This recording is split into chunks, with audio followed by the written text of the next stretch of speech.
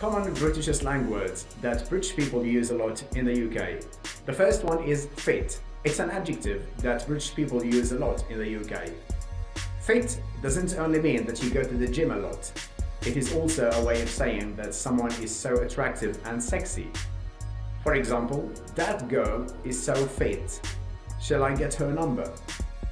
Loo. It is a British slang that you'll hear a lot in the UK. It's a word used to say that we are going to the toilet without saying the word toilet. For example, can we stop at a cafe? I need to go to the loo. Dodgy. It is a useful word that British people use to describe something that is low quality or potentially dangerous, or maybe unreliable. For example, I wouldn't go to that pub tonight. It could get quite dodgy late at night. The next word is proper. It can be used to describe many things. For example, doing things properly means to do them correctly or in the right way. However, in the north of England, the word proper can be used as very. For example, this morning I was drinking a proper good cup of tea.